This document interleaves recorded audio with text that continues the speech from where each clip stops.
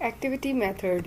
Activity method को समझने के लिए कॉन्फ्यूशियस की जो सेइंग है उसके मुताबिक what I hear I forget, what I see I remember, what I do I know. Confucius अगर हम उसको लेक्चर मेथड पे देखें, इसको रिलेट करें कि जब आप बच्चों को लेक्चर मेथड के थ्रू पढ़ाते हैं तो वो सुनते रहते हैं और एक टाइम आता है जो कि उसके बाद वो सुनने के बाद उन चीज़ों को वो याद नहीं रख पाते। या फिर अगर आप डेमोन्स्ट्रेशन मेथड करवाएं तो कुछ टाइम के बाद उस चीज़ को वो याद रखेंगे कि ये कुछ डेमोन्स्ट्रेट करवाया गया था, लेकिन उसके पीछे लॉजिक क्या थी वो रियलिटीज तक पहुंच नहीं पाते। लेकिन जब आप एक्टिविटी बेस करवाते हैं तो वो खुद से उस चीज़ को कंस्ट्रक्ट करते हैं, तो ही वो चीज़ों को अच्छे तरीके से समझ सकते हैं। टाइप्स क्या है एक्टिविटीज़ की, जिसमें एक्सप्लोरेटरी है, कंस्ट्रक्टिव है और फिर एक्सप्रेशनल है। एक्सप्लोरेटरी में आप नॉलेज गेन करते हैं, नॉलेज को रिसीव करते हैं, नॉलेज एक्सप्लोर करते हैं।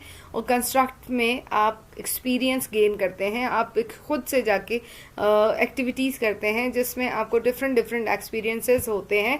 आप देखते हैं कि किसी भी चीज़ को अगर बनाया जाता है, कोई भी अगर सर्वे करना है तो सर्वे किस तरह से किया जाएगा, कोई चीज़ अगर आपने कंस्ट्रक्ट करनी है, कोई उसकी क्या एक्टिविटीज़ होंगी, उसके क्या क्या स्टेप्स होंगे, क्या उसके पैरामीटर्स होंगे। देन एक्सप्रेशनल, आपने जो एक्टिविटी की है आप उससे रिलेटेड आप इसको प्रेजेंट करेंगे। लेट सपोज अगर आप इसमें एग्जांपल ले लें, टीचर आपको साइन करती हैं कि आप कोई प्रोजेक्ट करते हैं। प्रोजेक्ट आपका किसी भी उस पे हो सकता है। नेचुरल साइंसेज में आप कोई चीज़ कंस्ट्रक्ट करते हैं, अगर सोशल साइंसेज में आप देखें तो किसी का बिहेवियर आपने चेक करना है, बच्चों का बिहेवियर चेक करना है, तो उससे रिलेटेड पहले आप एक्सप्लोरेटरी करेंगे। पहले आप नॉलेज देखेंगे कि कितने टाइप के बिहेवियर्स होते हैं, क्यों बिहेवियर्स चेंज होते हैं, उनकी थियोरेटिकल एक नॉलेज होगी। उसके बाद आप फील्ड में जाते हैं, बच्चों से इंटरेक्ट करते हैं, आप डिफरेंट बच्चों के डिफरेंट बिहेवियर्स को जज करते हैं, उनको एक्सपीरियंस करते हैं, उनको डिफरेंट एक्टिविटीज़ करवाते हैं ताकि उनका जो रियल जो बिहेवियर है उसको आप देख सकें। उसके बाद आप उन दोनों को जो एक्सप्लोरेटरी और कंस्ट्रक्टिव के बाद आप उस चीज़ को आके प्रेजेंट करते हैं। आप अपनी क्लास के साथ बताते हैं कि जो आपने स्टडी की, जो आपने जो एक्टिविटी की उसको प्रेजेंट करते हैं, क्या उसकी फाइंडिंग्स थी, क्या आपके बिहेवियर्स नजर आए। सो activity method is very much important in a classroom. Classroom में अगर हम इसको देखें तो जो एक्टिविटी मेथड है उसमें एक्सपेरिमेंटेशन आ जाता है कि आप कोई किसी भी चीज़ को एक्सपेरिमेंट के थ्रू एक्टिविटीज़ करते हैं, जिसमें एक्सपेरिमेंट जो नेचुरल साइंसेज हैं उसमें आप एक्सपेरिमेंट करते हैं। उसके बाद रिसर्च प्रोजेक्ट्स आ गए, आपके फील्ड ट्रिप्स में लेके जाया जाता है। उसके बाद फिल्म्स दिखाई जाती हैं। फिल्म्स इसलिए दिखाई जाती हैं कि जहाँ पे बच्चों को खुद से आप एक्सेस नहीं करवा सकते, जहाँ की जो ज्योग्राफी है वो इतनी आपके अप्रोच में नहीं है, जो एरिया है, जो लैंड है जहाँ पे आप नहीं जा सकते। फॉर एग्जाम्पल नासा में कोई नहीं जा सकता फिजिकली, आप उनकी फिल्म्स दिखा सकते हैं कि स्पेस में बेसिकली होता क्या है, किस तरह से आपको ये सारी फंक्शनिंग होती है। क्लासरूम डिस्कशन आ जाती हैं क्लासरूम एक्टिविटीज़ में। अगर हम बेनिफिट्स की बात करें तो बेनिफिट्स में सबसे ज़्यादा पहला ये है कि एक्टिवली इन्वॉल्व होते हैं लर्नर। स्टूडेंट्स डेमोक्रेटिक इन्वायरमेंट होता है जहाँ पे स्टूडेंट से उनके आइडियाज़ लिए जाते हैं, उनके आइडियाज़ को अप्रिशिएट किया जाता है, उनको रिस्पेक्ट किया जाता है। एक्टिविटीज़ के थ्रू स्टूडेंट सेंटर्ड होता है, तो स्टूडेंट इंटरेक्ट करते हैं, स्टूडेंट्स एक दूसरे के साथ मिल के काम करते हैं। टीचर स्टूडेंट की जो लर्निंग है उस लर्निंग प्रोसेस को फॉस्टर करती है, उनको फैसिलिटेट करती है, उनको इनकरेज करती है कि वो खुद से रिस्पॉन्सिबल हों, वो ऑटोनमसली काम कर सकते हैं, वो अलग से इंडिपेंडेंटली काम कर सके। Children learn their own pace. जब आप उनको इन्वायरमेंट दे देते हैं, जब आप उनको डायरेक्शन दे देते हैं तो स्टूडेंट्स बहुत अच्छे तरीके से खुद से सीखते हैं।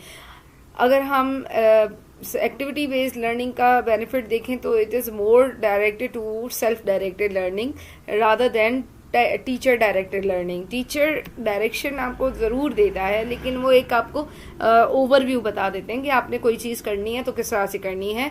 एक एक्टिविटी पहले आपको करवा दी जाती है, जैसे उसके बाद आप उसको खुद से कंस्ट्रक्ट करते हैं। तो it is purely self directed learning, जिसमें आप खुद से चीज़ों को करते हैं।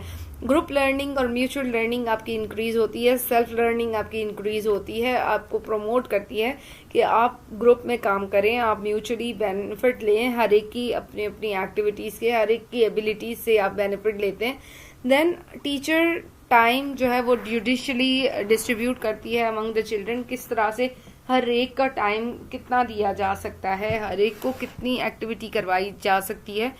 टीचर हर एक स्टूडेंट को टाइम देती है कि वो आके अपने आइडिया, अपनी एक्टिविटी को परफॉर्म करें ताकि कोई स्टूडेंट रह ना जाए। अगर हम लिमिटेशन की बात करें तो लिमिटेशन में एक जो लिमिटेशन आती है कि वो इमोशनलाइज्ड कंट्रोल नहीं हो पाता। टीचर्स जो है वो क्लासरूम में ये जब एक्टिविटी करवाती हैं तो डेफिनेटली उस एक्टिविटी का कोई ना कोई फेवरेबल एटीट्यूड आता है या अनफेवरेबल एटीट्यूड्स आते हैं। वो फॉर्मेशन जो बनती है एटीट्यूड्स की, जो लोगों के बिहेवियर्स होते हैं बच्चों में एक्टिविटी करवाते हुए, अगर कोई बच्चा बहुत ज़्यादा अच्छे तरीके से एक्टिविटी करता है तो टीचर बार बार उसी को अगर टाइम देती है तो भी दूसरे बच्चे इफेक्ट होते हैं। तो इसका ये एक ड्रॉबैक भी है, एक लिमिटेशन है।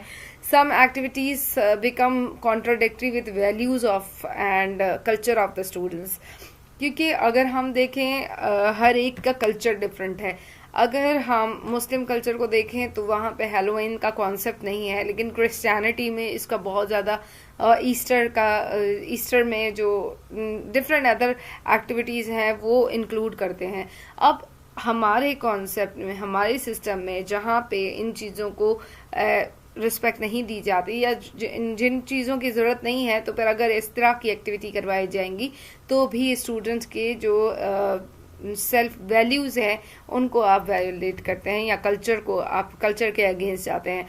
ये मेथड काफ़ी टाइम टेकिंग है, इसमें बहुत ज़्यादा टाइम लग जाता है, जिसकी वजह से आपका सब्जेक्ट मैटर जो नॉलेज है वो प्रॉपर तरीके से कन्वे नहीं हो पाती, क्योंकि आप इन बहुत ज़्यादा टाइम एक्टिविटीज़ में लगाते हैं। तो आपको नॉलेज जो देनी है स्टूडेंट्स को, जो बेसिक कॉन्सेप्ट्स आपने समझाने हैं, वो उसके लिए टाइम कम रह जाता है। टीचर बहुत ज़्यादा ओवरबर्डनड होती हैं, तो इसमें टीचर बहुत ज़्यादा डिफ़िकल्ट फील करती हैं कि कोई भी एक्टिविटी करवाने से अच्छा है कि लेक्चर प्रिपेयर किया और स्टूडेंट्स को बता दिया। It is more better than activity method. Classroom इतने ज़्यादा ओवर क्राउडेड होते हैं, जिसकी वजह से ये प्रॉब्लम आती है कि किस तरह से पूरी एक्टिविटीज़ को अरेंज किया जाए, स्टूडेंट्स को कैसे मैनेज किया जाए ताकि वो हर एक को चांस मिल सके। तो ये भी एक लिमिटेशन है। उसके बाद lack of professional training of teachers इतनी ज़्यादा प्रोफेशनली ट्रेंड नहीं है कि किसी भी एक्टिविटी को with in time frame, with in a given time, with in a given time period आप उसको कंप्लीट करवा सकें।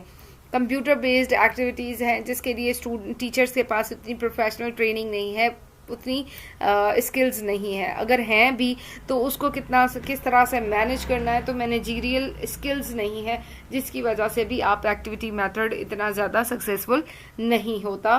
Lack of physical, financial and instructional facilities become hurdle in the application of activity method, because if you don't have the physical facility, financial facility or instructional facilities, it is not possible to conduct proper application of the activity method. So for conducting activity method you need to you need to have all these facilities, and your teacher should be professionally trained, and your classroom strength should be according to the standard के जिसमें 20 to 25 students होने चाहिए.